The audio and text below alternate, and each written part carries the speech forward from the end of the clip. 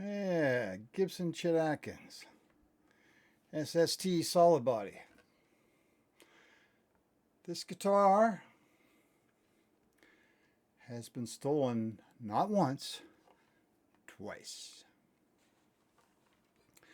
I'm Ron Robertson, a singer-songwriter, Ontario, Canada. And yeah, I play and hang around some rough joints sometimes. More so even in the past. Maybe not so much now, older. But there used to be a lot more places to play, and there used to be a lot rougher.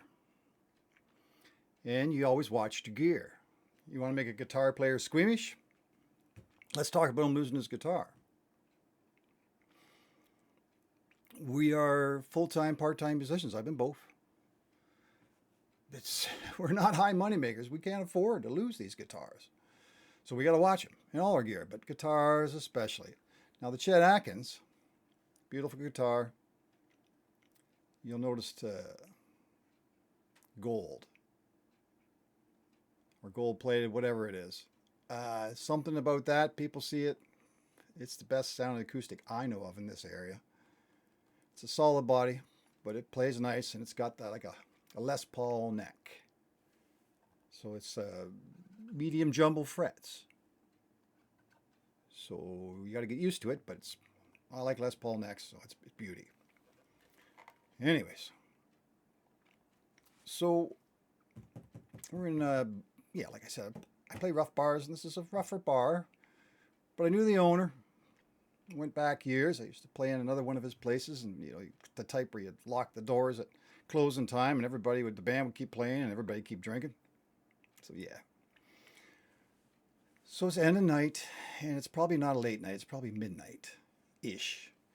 It's through the week, and the routine is on a place like that, and this place, there's a big front door, so the little marquees up there, and at the back is the back door, and of course your gear's out there, and I'm driving a 1980 Aspen or something like that. It's a station wagon. But for the acoustic gear, it's fine. But I have a fair bit of gear when I played, serious about it. Doing a show. So I'm married at the time. So the wife at the time is there. And it's like, okay, we've done this before. Every time I tell her, we take all the stuff to the back door, big heavy stuff first. And then the guitars stay here to the end. And then we bring them to the back door, and then we load into the car. Because they're probably not stealing an acoustic amp or speakers. But your microphone case and your guitar goes last. Well, don't want to get into the color of the hair of this partner of mine. But let's just say it was bright. Stubborn people. Some people are more stubborn than others, and then when you're married, you don't always listen.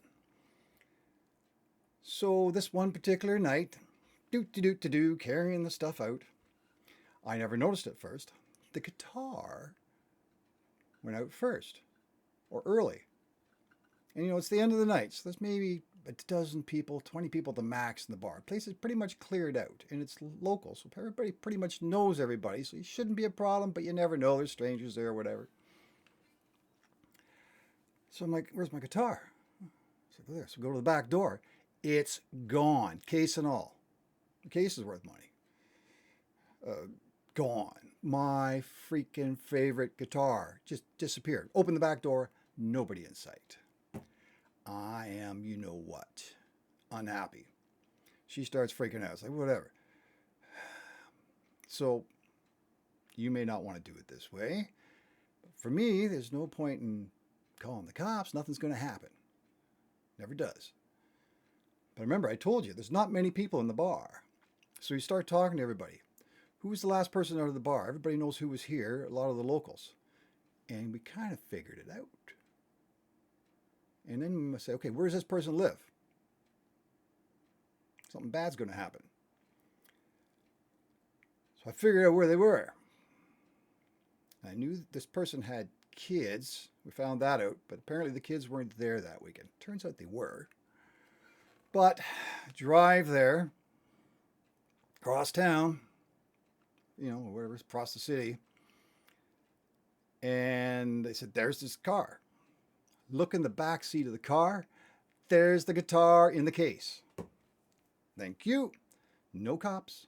I got my guitar back. Would have worked out worse if I reported it stolen. That person didn't get a theft charge on him either. And I got my guitar back. And it's like, holy hell. When it's your favorite guitar and you can't afford to replace it. We were broke at the time.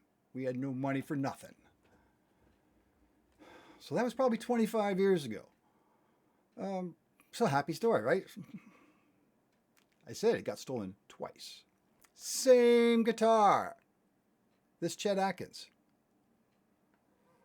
The second one's maybe not as bad, not as serious. I was in another city in the GTA. Let's call it Hamilton. I was at a bar there. There's a ton of bars. There still is a ton of bars in Hamilton. There was a ton of bars there. And I wasn't like officially playing. There was something going on where I had my guitar there. And there was a bunch of people playing. And there were some out-of-state people. I knew they were up from the States. Kind of like punk rockish guys, right? But I'm sitting with another girl artist friend of mine. We're sitting there. I had my guitar back there at the back bar. But it wasn't in my hands. It's in my case. And so's hers, and so's a couple others. And these guys came in, and they put theirs there. I remember there was a bass player came in, he put there. And then rough bars. I'm always suspicious, and so should you. So I'm sitting there and I listen to the music, and I see this skinny character walking out. But instead of having his bass case in his hand, he had the old brown Gibson case in his hand. And there was only one like it in that bar. I just took 3 steps, put my hand on his hand, but had the case. I said, not so freaking fast. Anyways, things got tense. It wasn't pretty, but I got my guitar before it even got out of the bar. Nice try. I won't even call his name, but what I thought of him. Anyways, that's 2 stories. So the moral of the story here is, if you're going to play places, I don't even care if it's a nice place. I've had better luck in rough bars than nice bars. Go into rough bars, I don't get into fights. Even when I was younger. Well, it might be lots of fights around. I think our record at one hotel was 7 fights and 1 song. So, yeah, interesting. I should talk about that place sometime. Yeah, so advice. I always like to have advice. Keep your eye on your guitar. If you have to bring your most expensive guitar, especially keep an eye on it. Acoustically, I have a beat up J50. It's kind of smashed, but it still sounds good. I don't worry about it as much. The frets are worn out. Yeah, the edges are kind of wrecked, but it sounds good. Sometimes I'll take that. Or instead of an electric, sometimes I'll take just a cheaper electric. You have one of those there. It's not worth it sometimes. So, yeah, make sure if you got anybody helping you. And this works for other things too. I've seen lots of places where people helping me out. I can remember there was one gig. Me and another guy did a duo. We both played. And people want to help you out. It snowed in the time we're in there. People out there, they're setting their speakers and shite in the snow. And they're all drunk at the end of the night. It's sometimes better to do it yourself. And the same counts for your babies. And this is my baby. I still play this. I'm going to be playing it next week. I do play electric a lot too in bands. But anyways, like I said, it's Ron Robertson. Check out the music on the channel if you want. There's lots of videos on here now too. I'm working on it. Like, subscribe, all that. You know what. You all be good. Be honest and be kind. I'll see you on the other side. Bye now.